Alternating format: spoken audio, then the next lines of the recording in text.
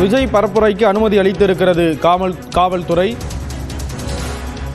நேற்று இபிஎஸ் பரப்புரை செய்த இடத்தில் நாளை விஜய் பரப்புரை செய்வதற்கு அனுமதி அளிக்கப்பட்டிருப்பதாக தகவல் வெளியாக இருக்கிறது.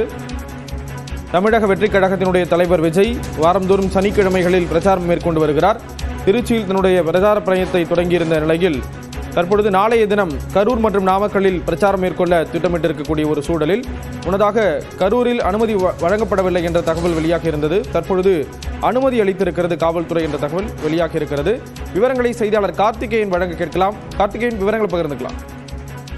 தாவேக தலைவர் விஜய் மக்கள் சந்திப்பு பிரச்சாரத்திற்கு கரூர் மாவட்டத்தில் நாளை நடைபெறும் பிரச்சாரத்திற்கு தொடர்ந்து 4 நாட்கள் இடம் தேர்வு செய்யப்பட்டு இழுபறி ஏற்பட்டது. மேலும் குறிப்பாக 2 இடம் கேட்கப்பட்ட லைட் ஹவுஸ் கார்னர் உழவர் சந்தை பகுதியில் அனுமதி தொடர்ந்து இரவு முழுவதும் மறுக்கப்பட்ட நிலையில் தற்போது மீண்டும் நாங்கள் கொடுக்கும் ஒரே இடம் மட்டும் அந்த இடத்திற்கு நீங்கள் நடந்து கொள்ளலாம் என்று காவல்துறை அறிவுறுத்திய நிலையில் நேற்று எடப்பாடி பழனிசாமி பிரச்சாரம் மேற்கொண்ட வேலுச்சாமிபுரத்தில் மட்டுமே தற்போது அனுமதி வழங்க முடியும் என காவல்துறை தொடர்ந்து வலியுறுத்திய நிலையில் தற்போது அந்த இடத்தில் விஜய் பிரச்சாரம் மேற்கொள்ள உள்ளார். நாளை மாலை கரூர் மாவட்டத்தில் வேலுச்சாமிபுரத்தில் பிரச்சாரம் மேற்கொள்ள உள்ளார். குறிப்பாக அந்த பகுதி என்பது பைபாஸில் இருந்து அருகில் உள்ள அந்த அதாவது ஊர் ஒதுக்குப்புறமாக உள்ள அந்த பகுதியில் மட்டுமே கொடுப்பதாக தொடர்ந்து வலியுறுத்தி வந்தனர். ஆனால் தாவேகா சார்பில் ஆனந்த் மற்றும் மாவட்ட செயலாளர்கள் தொடர்ந்து வலியுறுத்தி, அதாவது மக்கள் சந்திப்பு என்பது மக்களை சந்திக்க வேண்டும், பொது இடத்தில் சந்தித்தால் மட்டுமே தான் நாங்கள் இந்த மக்கள் சந்திப்பை நடத்த முடியும் என்று தொடர்ந்து வலியுறுத்தி வந்தனில்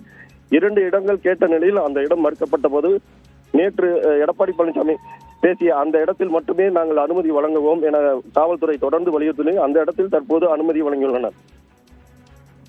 விவரங்களை வழங்கியதற்கு நன்றி கார்த்திகேயன்.